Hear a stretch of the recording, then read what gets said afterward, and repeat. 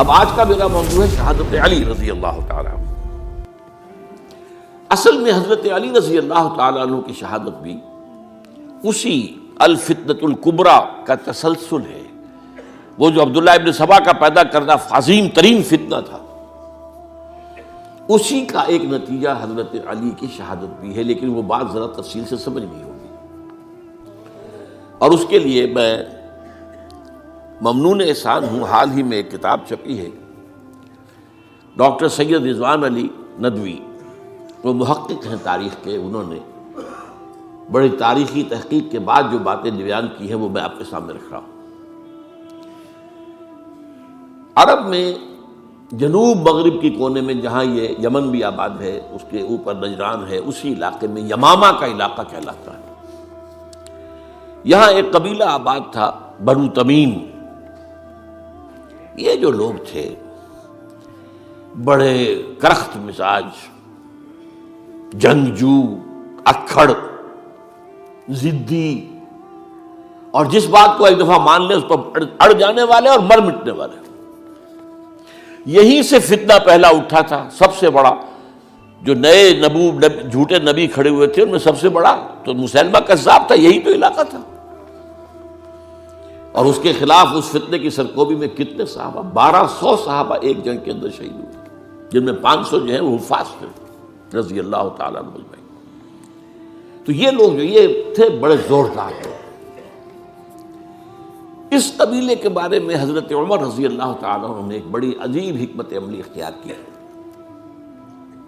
ان کو وہاں سے اکھاڑ کر اور ایران کی سرحدوں پر آباد کر دیا، اب جہاں پر جہاد ہو رہا تھا،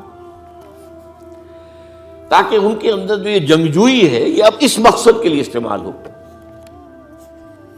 اب وہ دارالاسلام کی توسیع کے مقصد کے لیے استعمال ہو، اور وہ ہوئی۔ حضرت عمر نے 2 چھاونیاں بنائی تھی رضی اللہ تعالیٰ، کوفہ اور بصرہ، کیونکہ ظاہر بات ہے کہ اب جو اسلام کا دائرہ پھیل رہا تھا اور اسلامی حکومت پھیل رہی تھی، اور زیادہ تر جو ہے مشرق کی طرف پھیل رہی تھی، ایران اور خراسان وغیرہ کی طرف، تو اب مدینے سے اس کا کنٹرول اتنا آسان نہیں تھا، فاصلہ تھا، تو چھاونیاں بنائیں تاکہ یہ اس سرحد کے اوپر یہ موجودہ مرکز رہے، یہاں فوجیں موجود رہیں، کہیں کوئی بغاوت ہو تو اس کو کچلنے کے لیے وہ قوت فوری طور پر دستیاب ہو سکے۔ یہ لوگ ہیں کہ جو عبداللہ ابن سبا کی فتنے سے سب سے زیادہ متاثر ہوئے۔ ان کی مزاج میں وہ کجی تو تھی نا۔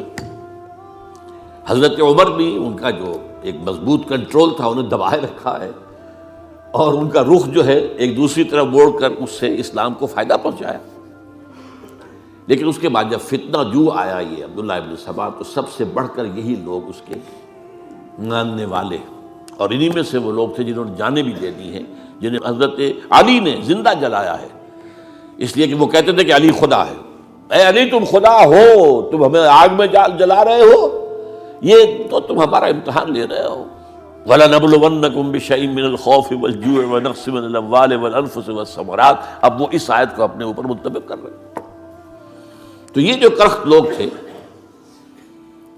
انہوں نے در حقیقت جو ہے عبداللہ ابن سبا کے کردار میں سب سے بڑا رول پلے کیا، اور انہی کے ہاتھوں حضرت عثمان شہید ہوئے رضی اللہ تعالیٰ۔ اور اس کے بعد انہوں نے حضرت علی رضی اللہ تعالیٰ عنہ کو اپنے گھیرے میں لے لیا، کیونکہ انہی کی کثیر تعداد موجود تھی مدینے میں جب حضرت عثمان شہید ہوئے۔ اس کے بعد اب ظاہر بات ہے کہ کوئی نہ کوئی تو خلیفہ ہونا چاہیے تھا۔ حضرت طلحہ سے کہا گیا، انہوں نے معذرت کر لی، حضرت زبیر سے کہا گیا، انہوں نے معذرت کر لی۔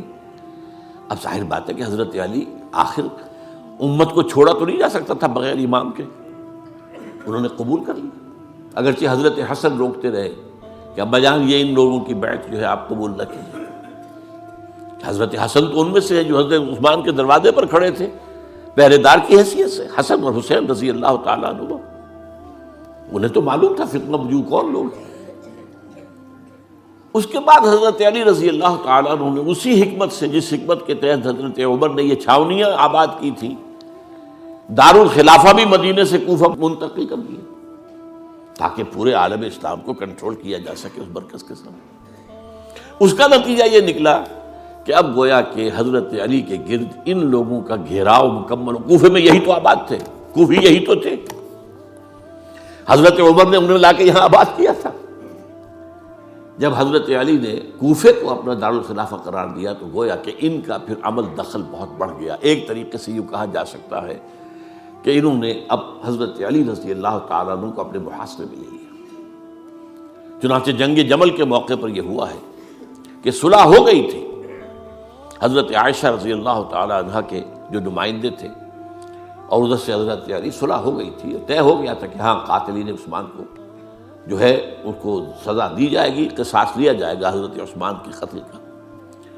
لیکن ان لوگوں نے 10,000 آدمی کھڑے ہو گئے کوفے کے اندر، ہم سب قاتل ہیں عثمان کے، لو قصاص ہم سے اگر لے سکتے ہو، جس کے نتیجے میں اور انہوں نے جنگ شروع کر دی۔ اور جب جنگ شروع ہو جائے تو پھر اس کے بعد تو کوئی نہیں دیکھ سکتا کیوں شروع ہوئی، کیسے شروع ہوئی، کس نے شروع کی۔ اب تو یا مارو یا مرو، دو ہی باتیں ہوتی۔ 10,000 مسلمان ایک رات میں شہید ہوئے جنگ جمل میں۔ اب اس کے بعد حضرت علی رضی اللہ تعالیٰ عنہ کی خلافت جو ہے حضرت امیر معاویہ نے ماننے سے انکار کر دیا۔ جب تک قاتلین عثمان کو سزا نہیں دیتے ہم بیعت نہیں کریں گے۔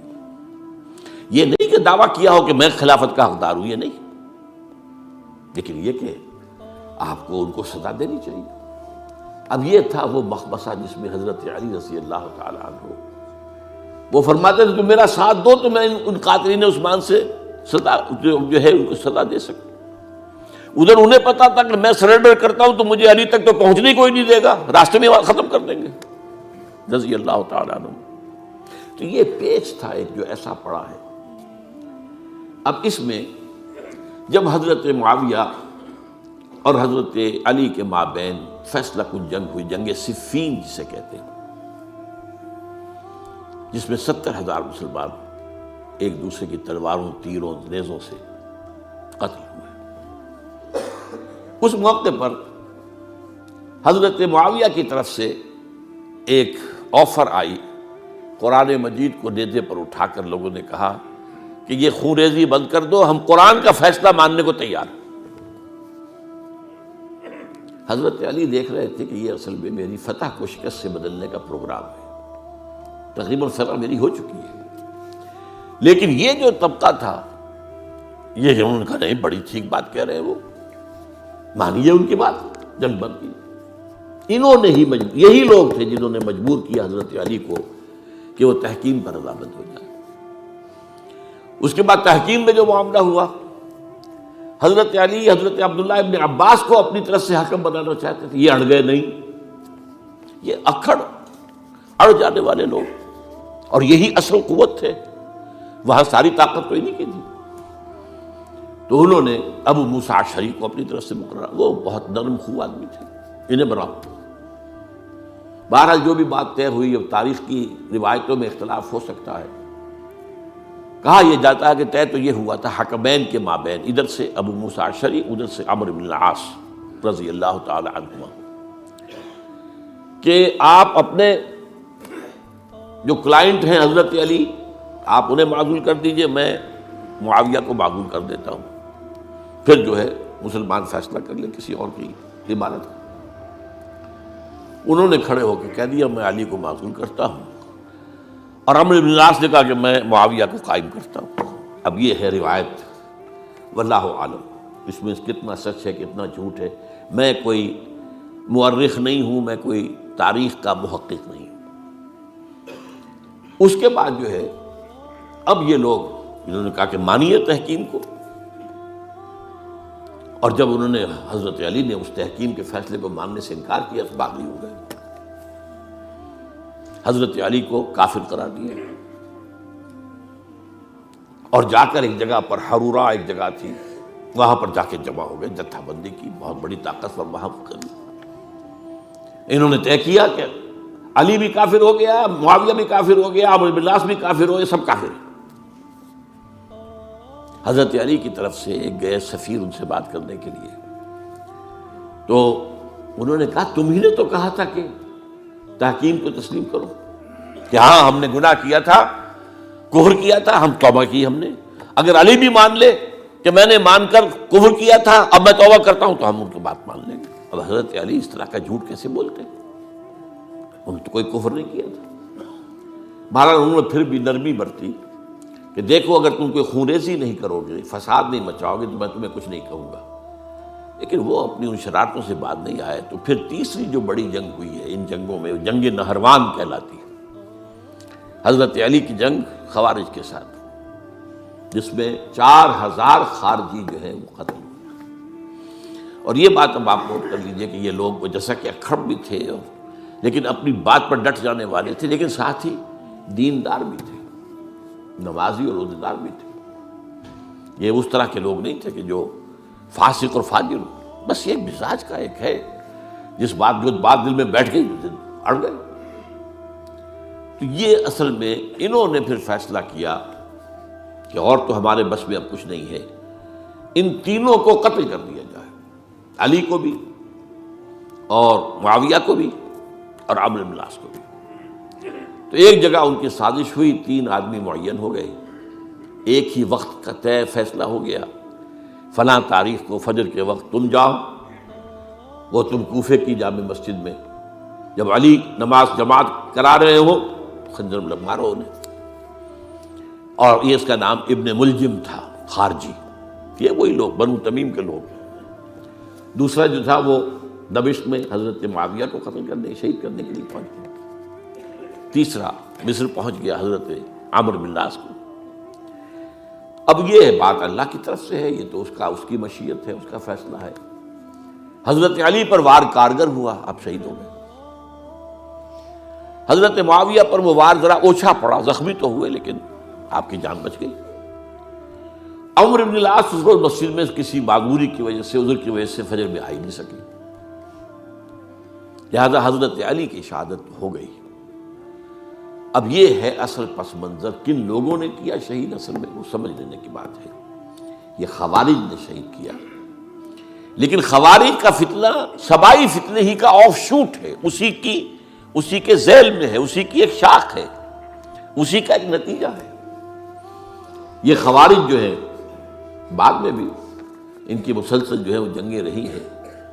بہرحال اس صورتحال کو یہ سمجھ لیجئے کہ یہ خلفائے ثلاثہ رضی اللہ تعالی عنہ، حضرت عمر شہید، عثمان شہید، علی شہید. عجیب بات ہے کہ تینوں کا نام عین سے شروع ہوتا ہے، عمر عین سے، عثمان عین سے، علی عین سے.